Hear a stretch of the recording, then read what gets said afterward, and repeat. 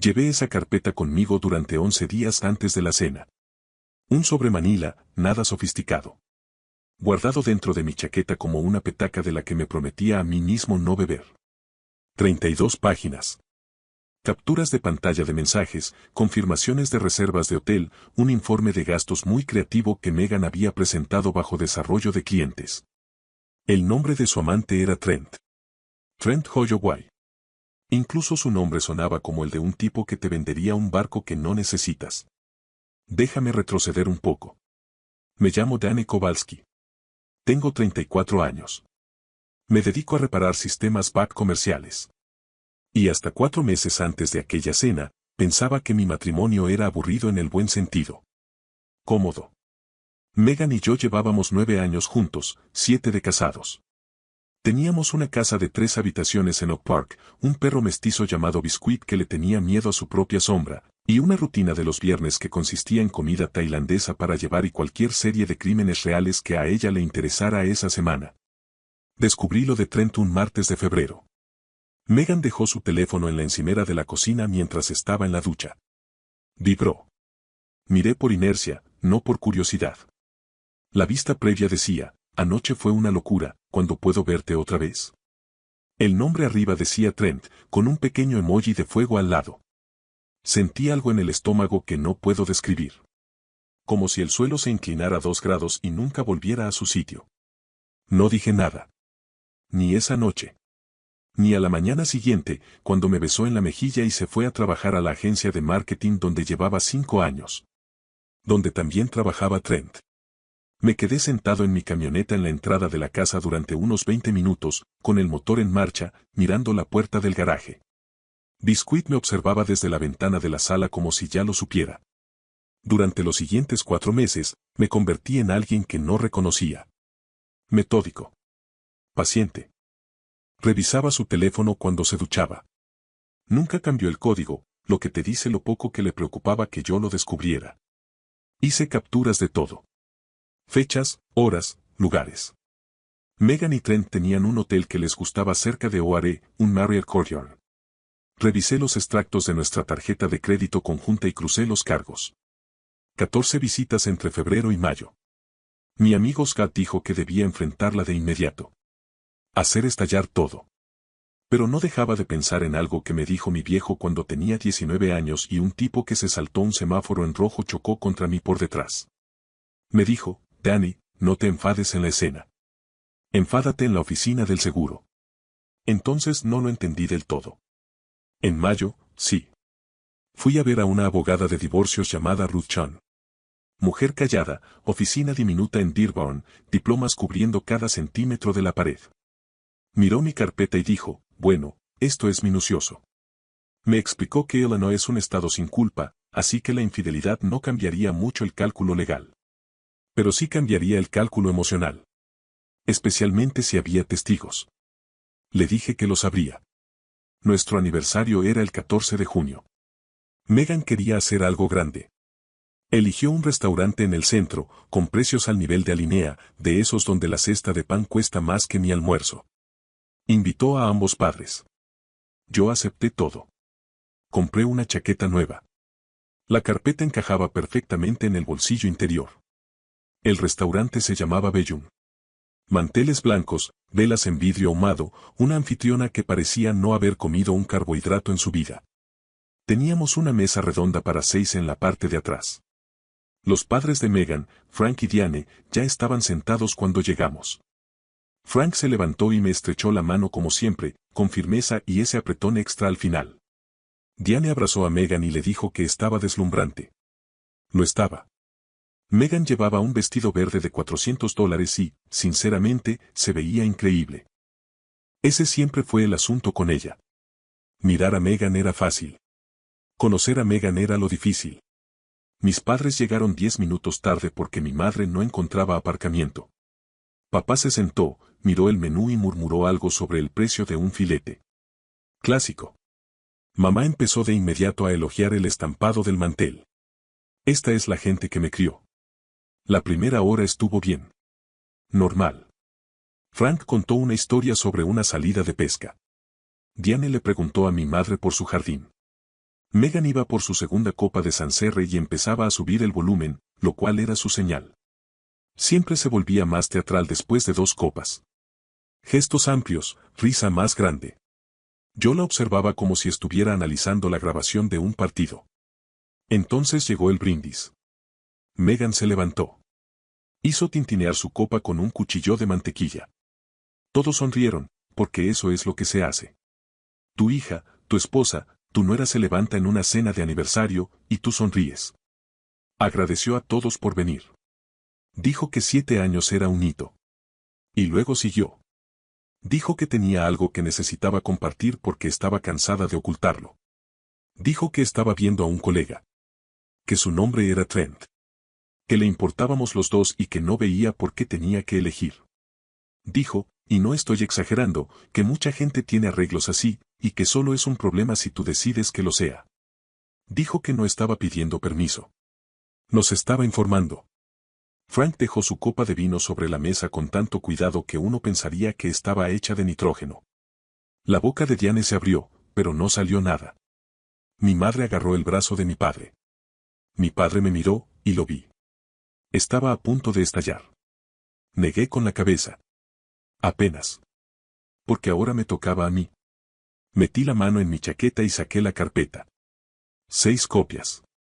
Las había hecho esa misma mañana en un FedEx de Michigan Avenue. Le di una a Frank. Otra a Diane. Otra a mis padres. Puse una frente a Megan. Y luego. Miren, sé que esta parte suena inventada. Pero se los juro. Le di una al camarero, un chico llamado Marcus que había estado rellenando nuestros vasos de agua toda la noche. Le dije, Marcus, quizá quieras leer esto. Es de esos que no puedes soltar. Marcus la tomó, porque ¿qué otra cosa haces cuando un hombre en la mesa 9 te entrega un sobre Manila en medio de una implosión doméstica? Megan se quedó mirando la carpeta frente a ella. La abrió. Vi cómo su rostro atravesaba 4 estados en unos 8 segundos. Confusión, reconocimiento, furia y algo muy cercano al miedo.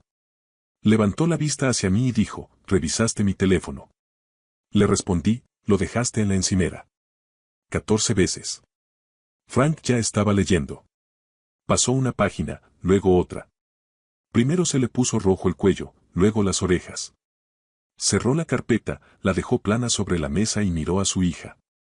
No dijo una palabra. No hacía falta. Esa noche dormí en casa de Scar. Su sofá olía a su labrador y a doritos viejos, pero era horizontal y no era mi casa, así que servía. Biscuit se había quedado en casa. Eso fue lo que más me pesó, dejar al perro con ella.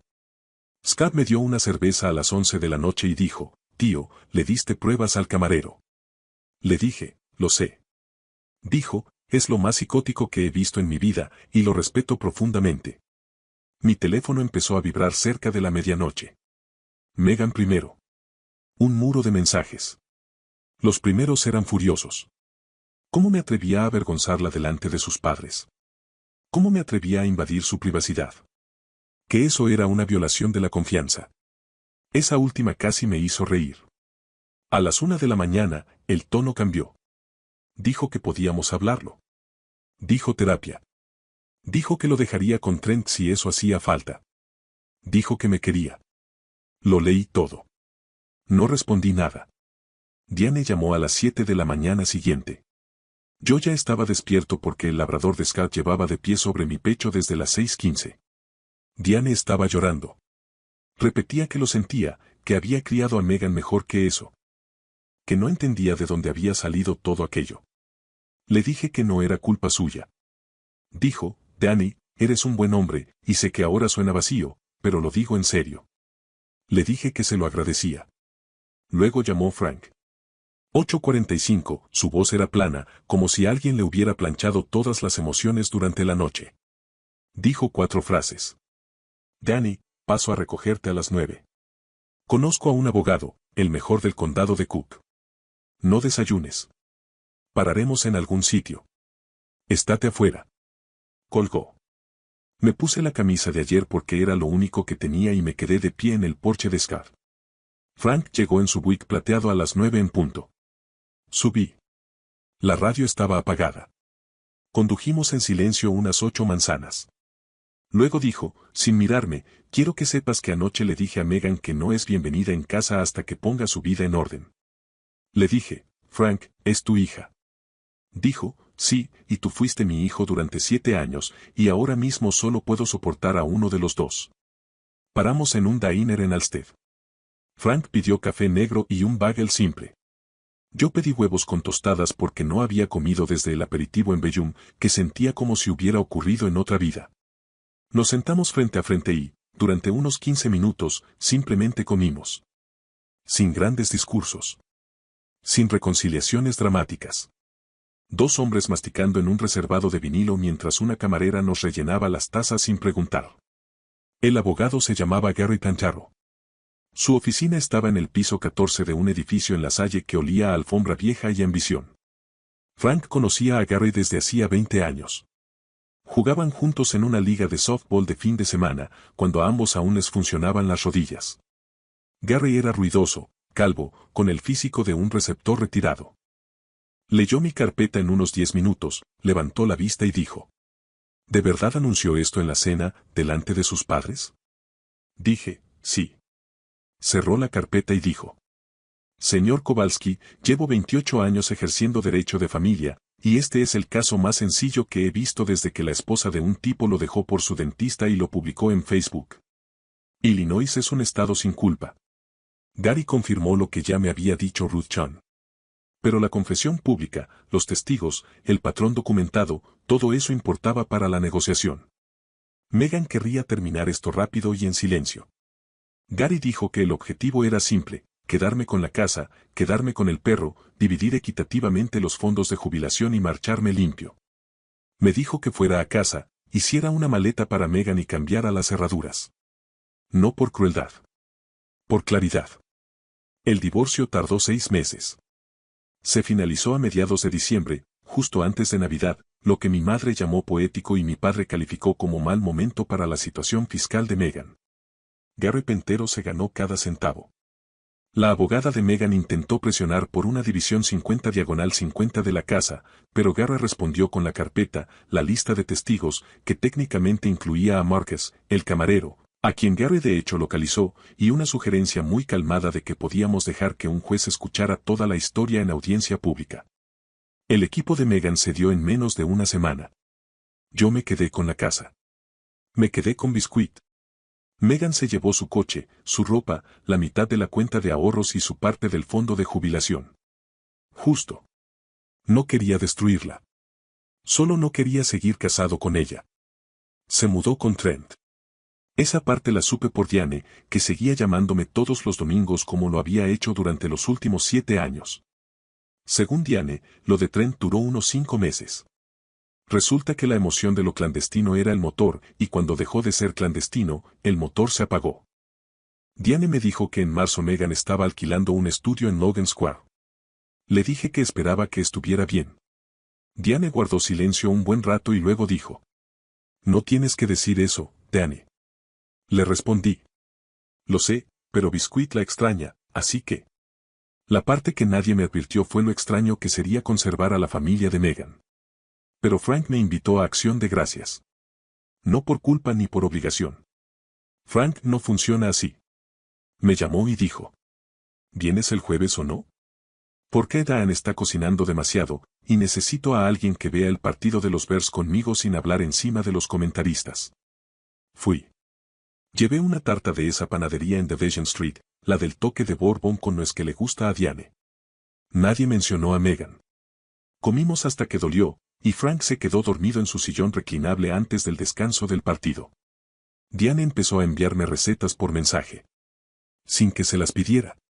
Solo fotos de fichas escritas a mano, su estofado, su pollo al limón, su sopa de maíz. Nunca se las pedí. Creo que era su forma de decir: sigues siendo de los nuestros.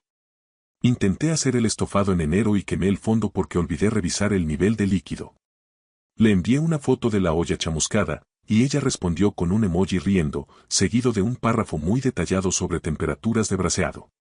Scott me preguntó una vez si sentía que había ganado. Me quedé pensando en eso un buen rato. Ganar implicaría que yo quería jugar ese juego. Y yo no quería nada de esto. Yo quería viernes por la noche con comida tailandesa, mala televisión y una esposa que creyera que yo era suficiente. Esa versión de mi vida murió en un Marriott Courtyard cerca de Oare, mientras yo cambiaba un compresor en un centro comercial de Schaumburg. Pero aquí es donde terminé. Mediados de junio. Ha pasado algo más de un año desde la cena en Bellum. Estoy sentado en el porche trasero de mi casa, con biscuit acurrucado en el escalón de abajo. Tengo una cerveza en la mano que ya se ha calentado porque me olvidé de ella.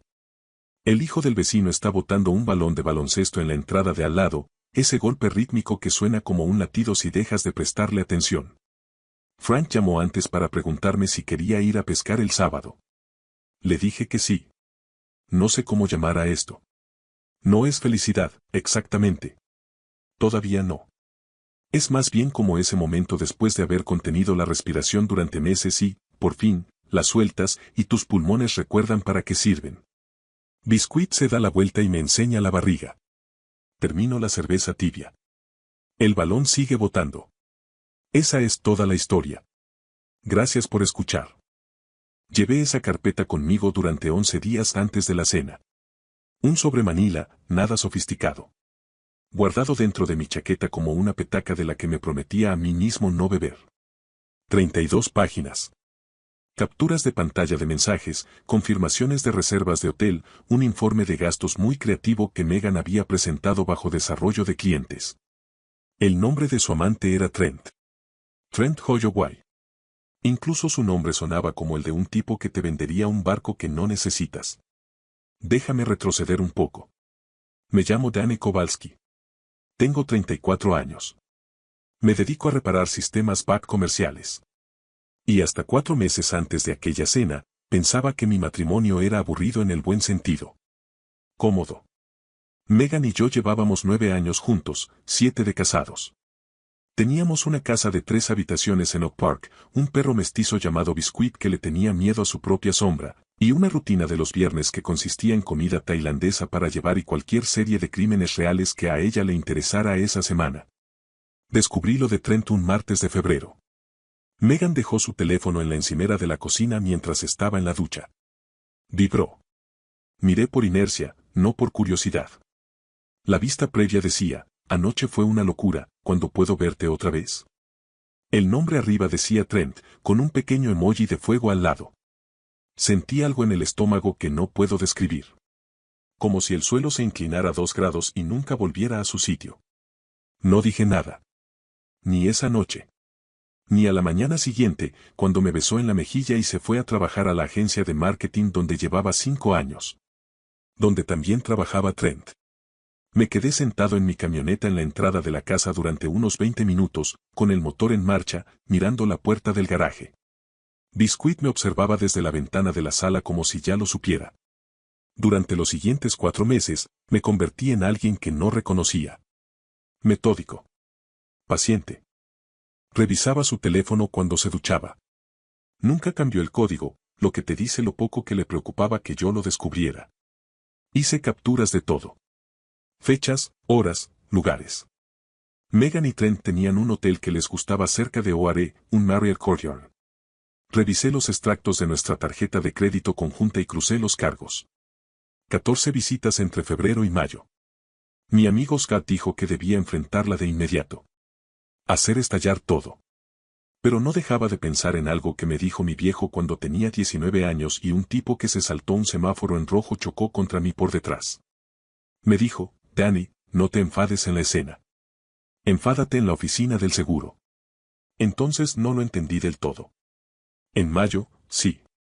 Fui a ver a una abogada de divorcios llamada Ruth Chan. Mujer callada, oficina diminuta en Dearborn, diplomas cubriendo cada centímetro de la pared.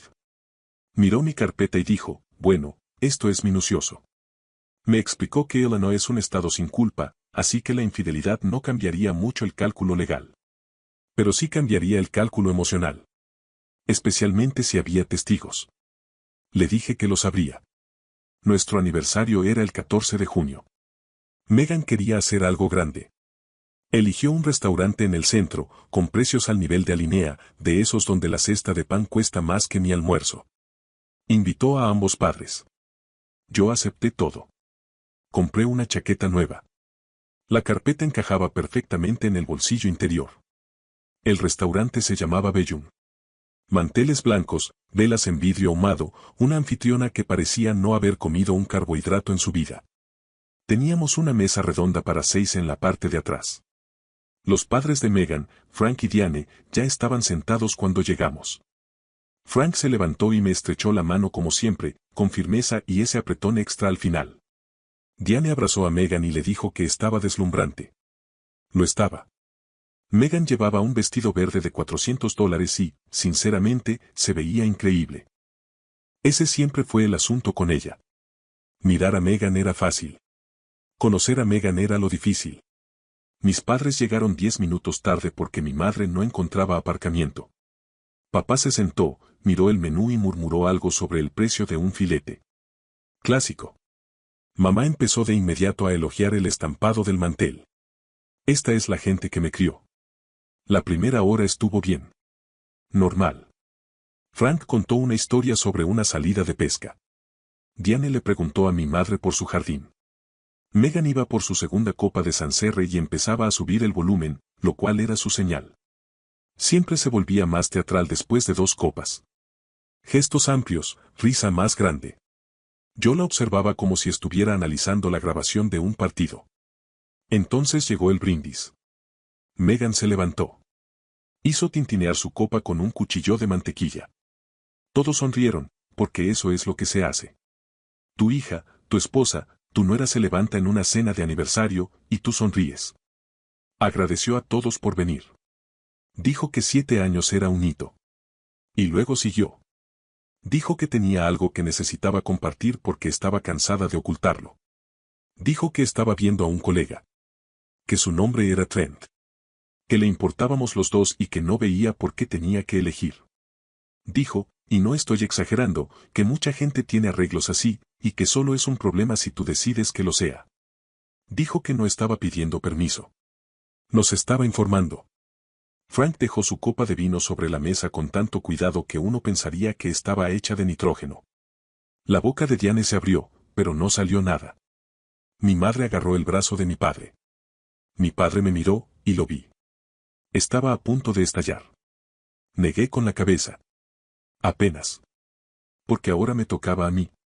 Metí la mano en mi chaqueta y saqué la carpeta. 6 copias. Las había hecho esa misma mañana en un FedEx de Michigan Avenue. Le di una a Frank. Otra a Diane. Otra a mis padres. Puse una frente a Megan. Y luego. Miren, sé que esta parte suena inventada. Pero se los juro. Le di una al camarero, un chico llamado Marcus que había estado rellenando nuestros vasos de agua toda la noche. Le dije, Marcus, quizá quieras leer esto. Es de esos que no puedes soltar.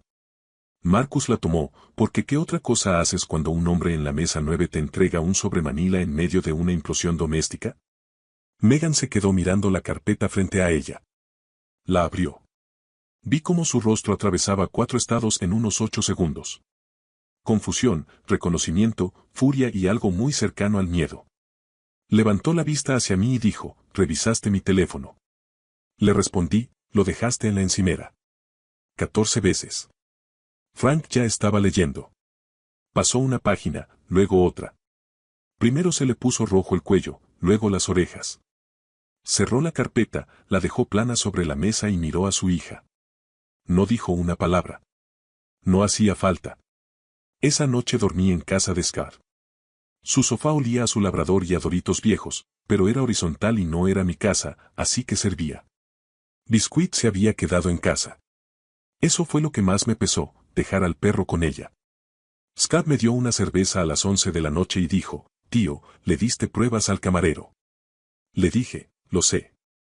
Dijo, es lo más psicótico que he visto en mi vida, y lo respeto profundamente. Mi teléfono empezó a vibrar cerca de la medianoche. Megan primero. Un muro de mensajes. Los primeros eran furiosos. ¿Cómo me atrevía a avergonzarla delante de sus padres? ¿Cómo me atrevía a invadir su privacidad? Que eso era una violación de la confianza. Esa última casi me hizo reír. A las 1 de la mañana, el tono cambió. Dijo que podíamos hablarlo. Dijo terapia. Dijo que lo dejaría con Trent si eso hacía falta. Dijo que me quería. Lo leí todo. No respondí nada. Diane llamó a las 7 de la mañana siguiente. Yo ya estaba despierto porque el labrador de Scott llevaba de pie sobre mi pecho desde las 6:15. Diane estaba llorando. Repetía que lo sentía, que había criado a Megan mejor que eso. Que no entendía de dónde había salido todo aquello. Le dije que no era culpa suya. Dijo, Danny, eres un buen hombre, y sé que ahora suena vacío, pero lo digo en serio. Le dije que se lo agradecía. Luego llamó Frank. 8:45, su voz era plana, como si alguien le hubiera planchado todas las emociones durante la noche. Dijo 4 frases. Danny, paso a recogerte a las 9. Conozco a un abogado, el mejor del condado de Cook. No desayunes. Pararemos en algún sitio. Estate afuera. Colgó. Me puse la camisa de ayer porque era lo único que tenía y me quedé de pie en el porche de Scott. Frank llegó en su Buick plateado a las 9 en punto. Subí. La radio estaba apagada. Condujimos en silencio unas 8 manzanas. Luego dijo, sin mirarme, quiero que sepas que anoche le dije a Megan que no es bienvenida en casa hasta que ponga su vida en orden. Le dije, Frank, es tu hija. Dijo, sí, y tú fuiste mi hijo durante 7 años, y ahora mismo solo puedo soportar a uno de los dos. Paramos en un diner en Alsted. Frank pidió café negro y un bagel simple. Yo pedí huevos con tostadas porque no había comido desde el aperitivo en Bellum, que sentía como si hubiera ocurrido en otra vida. Nos sentamos frente a frente y, durante unos 15 minutos, simplemente comimos. Sin grandes discursos. Sin reconciliaciones dramáticas. 2 hombres masticando en un reservado de vinilo mientras una camarera nos rellenaba las tazas sin preguntar. El abogado se llamaba Gary Pantaro. Su oficina estaba en el piso 14 de un edificio en La Salle que olía a alfombra vieja y ambición. Frank conocía a Gary desde hacía 20 años. Jugaban juntos en una liga de softball de fin de semana, cuando a ambos aún les funcionaban las rodillas. Gary era ruidoso, calvo, con el físico de un receptor retirado. Leyó mi carpeta en unos 10 minutos, levantó la vista y dijo: ¿De verdad anunció esto en la cena, delante de sus padres? Dije, sí. Cerró la carpeta y dijo: Señor Kowalski, llevo 28 años ejerciendo derecho de familia, y este es el caso más sencillo que he visto desde que la esposa de un tipo lo dejó por su dentista y lo publicó en Facebook. Illinois es un estado sin culpa. Gary confirmó lo que ya me había dicho Ruth Chan. Pero la confesión pública, los testigos, el patrón documentado, todo eso importaba para la negociación. Megan querría terminar esto rápido y en silencio. Gary dijo que el objetivo era simple: quedarme con la casa, quedarme con el perro, dividir equitativamente los fondos de jubilación y marcharme limpio.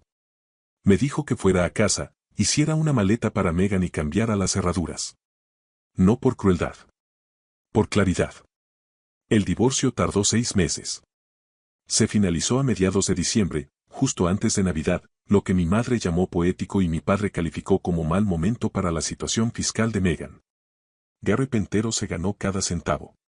La abogada de Megan intentó presionar por una división 50/50 de la casa, pero Gary respondió con la carpeta, la lista de testigos, que técnicamente incluía a Marcus, el camarero, a quien Gary de hecho localizó, y una sugerencia muy calmada de que podíamos dejar que un juez escuchara toda la historia en audiencia pública.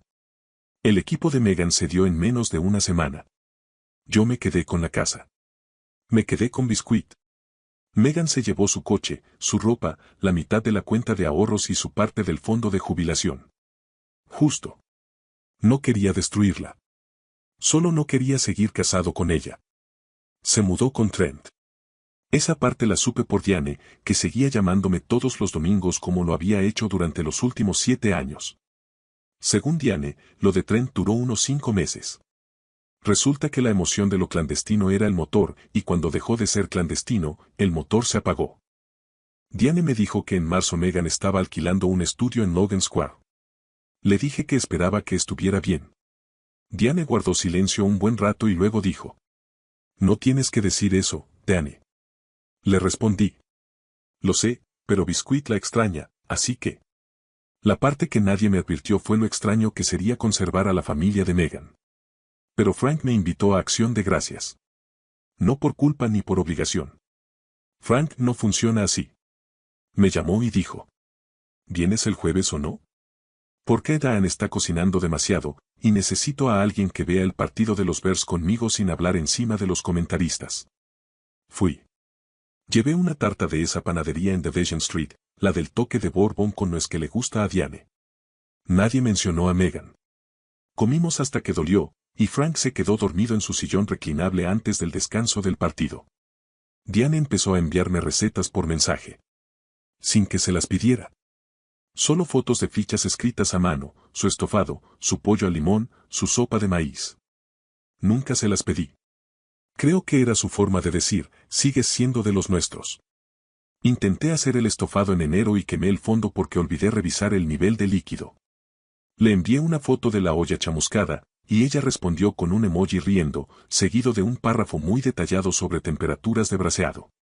Scar me preguntó una vez si sentía que había ganado. Me quedé pensando en eso un buen rato. Ganar implicaría que yo quería jugar ese juego. Y yo no quería nada de esto. Yo quería viernes por la noche con comida tailandesa, mala televisión y una esposa que creyera que yo era suficiente. Esa versión de mi vida murió en un Marriott Courtyard cerca de Oare, mientras yo cambiaba un compresor en un centro comercial de Schaumburg. Pero aquí es donde terminé. Mediados de junio. Ha pasado algo más de un año desde la cena en Bellum. Estoy sentado en el porche trasero de mi casa, con biscuit acurrucado en el escalón de abajo. Tengo una cerveza en la mano que ya se ha calentado porque me olvidé de ella. El hijo del vecino está botando un balón de baloncesto en la entrada de al lado, ese golpe rítmico que suena como un latido si dejas de prestarle atención. Frank llamó antes para preguntarme si quería ir a pescar el sábado. Le dije que sí. No sé cómo llamar a esto. No es felicidad, exactamente. Todavía no. Es más bien como ese momento después de haber contenido la respiración durante meses y, por fin, la sueltas y tus pulmones recuerdan para qué sirven. Biscuit se da la vuelta y me enseña la barriga. Termino la cerveza tibia. El balón sigue botando. Esa es toda la historia. Gracias por escuchar.